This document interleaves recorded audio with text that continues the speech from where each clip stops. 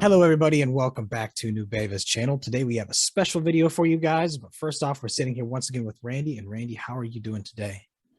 Absolutely great. Real Madrid won another Champions League game today. It was close one, 2-1, but always a good day when we win. Awesome. Well, congratulations on the win, Randy. Today, we want to dive into something that people might have some reminiscence from the 90s of. Talking about cybersecurity matters things. This was some questions written up by Leo Laporte and Steve Gibson on SecurityNow. And there's a lot of questions here. You ready to dive in? Absolutely. And it's very interesting. It's fascinating how many people we've had coworkers and investors sent me these set of questions. It's fascinating. I have to admit, I did not watch the TV show in the 90s and the 2000s. I apologize for that. I certainly know about Leo's show from back then, but I did not watch the shows myself. But the questions were fantastic, so I can't wait to get into them. Yeah. These are some big dudes diving deep into Nubeva here. They know what they're talking about, and they ask some really high-level questions. So let's dive into them. So first and foremost, they asked, so this claim raises all manners of questions because the entire points of TLS is explicitly to prevent any third party from being able to obtain the communication session keys. Absolutely, and that is correct. The claim that's actually that question or claim is actually not mutually exclusive from what we do. Remember, the purpose of TLS, and especially 1.3, what they wanted to do when they came out with 1.3 is to make sure that when two parties are talking to each other, only those two parties have the ability to see the data. They really, truly wanted to get rid of man in the middle. And so, and we can't agree more. What we do is we allow one of the two endpoints to extract the key and keep the keys for security reasons. So we're not installing anything without the explicit permission of one of the two endpoints parties that are actually doing TLS. Interesting. Okay. So they went from there and they provided an example, and they described Windows saying they reverse engineered Windows crypto library, where TLS is always negotiated, unlike, say, a third party or like Firefox brought along their own crypto library. Well, that's actually not accurate. I wish you had, maybe we got to improve our website. I wish you had just browse our website just a teeny little more. You would have seen that we cover Firefox, Google Chrome, Microsoft Edge, all of those that I just mentioned, especially Google Chrome and Microsoft Edge and all its derivatives, everything that is derived from Google Chrome, which is there's easily over 900 applications, electronic applications that actually statically link to their own TLS library.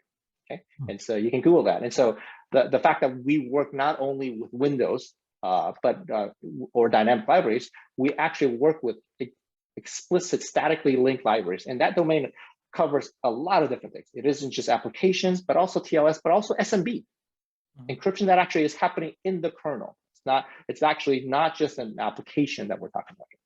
Interesting. So next they said they suppose that it's useful, though it's not entirely clear exactly how. Since the interception, such as it is, occurs at the endpoint where you also inherently have the pre-encrypted and post-decrypted plain text directly available. Yeah, we used to get asked that question a lot. And the reason is, if you look at before TLS 1.3 came out, or Perfect 4 secrets came out, there's easily, if you go to any bank today, or you transact a bank transaction, whether over an ATM or on a computer, there's easily 200 different security technology that will scan the data between you and it. And that's how they used to intercept that, you doing man in the middle.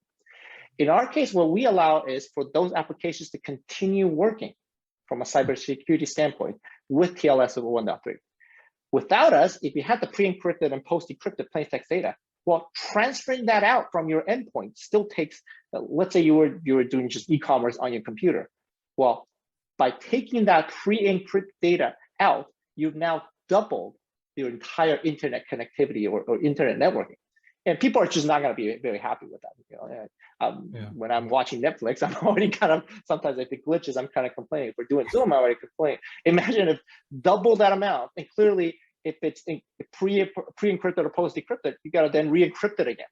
So what we do is you get the keys out, and you get the networking packets out from elsewhere, either from a network provider or from the server area or from a gateway, from a load balancer, from a proxy, et cetera. You get it out from there, and you can group the two together and inspect that and then decrypt the matter. And so what that means is, from an end user standpoint, their performance or their experience throughout has not changed whatsoever. We do not slow them down whatsoever. Getting the keys is significantly lower from a resource intensive standpoint than getting the entire pre-encrypted opposed to decrypted data out. Okay. Okay. So moving on, then Leo and Steve proposed that what they believe is actually being shown is that within a specifically constrained environment such as TLS or SMB-v3 on specific platforms for which they are designed, they're able to capture the symmetric keys of those processes that they know. So this leaves us with some questions. Well, I think we went over that just now. That's actually not the case, right? What we do is we inspect anything that does encryption, and the fact that we just covered what just the Google Chrome family of applications, electronic applications, including Slack, all the applications that are built on that, we are able to get that keys. And so the coverage that we're talking about is in the thousands of applications and libraries out there today. Okay, so ultimately what we do is we will actually look for encryption and decryption. We know where that is, and we actually go about and taking out the keys from that standpoint. Okay. And the reason why this is important is because if you look at malware from a grand scheme of things, malware changes every single day. Literally in the last 24 hours, there were over 550 different variants of ransomware that came out. Literally, it's amazing. Okay. You know what? The encryption side of things does not change. If you look at TLS 1.3, there's only 2 ciphers in it that are actually allowed to be used from all the hundreds of different encryptions. And so you have something that is really changing dynamically all the time. It's chaotic, yet there's one piece critical. But ransomware with an encryption, imagine what that would look like, right? The encryption piece cannot change. And so you can see a whole bunch of ransomware that's been defeated, right? There a few years back, there were a couple of them that came from Brazil that were defeated. What that means is researchers found a way to decrypt the data without the keys. And so that's why it's so hard. You don't really go about hearing people inventing a new encryption every day. It's just really difficult. That's why it's standards-based. Okay. And from there, they think you're stretching the meaning of the term when you say calling it an extension. And they say probably past the point of breaking. I like the fact that on the previous question, we got a little bit of credit saying maybe this works well for TLS and SMB. However, got slammed right back right there. Yeah. That's pretty funny. So I'm a little confused by that. We get the keys for AES, Cha-Cha, you name it, that exists in TLS 1.3. Well, most if not all encryption is actually done in AES, Cha-Cha, or maybe somebody uses Rabbit or here and there. But we're getting the keys for encryption. That's what we do. That's what we've done from day one. Makes sense. And so the next questions are a rather large one. They said, if you have a software agent that's running in a machine, which is already paying attention to what's going on and is able to see that some ransomware is running in a given process, has just generated a symmetric encryption key in preparation for encrypting a file, why not just immediately terminate that process with extreme prejudice, send an emergency note to corporate IT headquarters and shut down the machine? Why would you patiently sit there watching the ransomware go about its dastardly business, frantically recording all of the keys it's using to encrypt and letting it do so? And where are these keys stored anyway? Hopefully they don't get encrypted. Okay, great question. And so we do cover that on our website, but let me go cover that here. So number one, the reason is there's a set of ransomware that we've seen patient zero. And so in those cases, we could certainly stop it. We could certainly do that. And we do that today.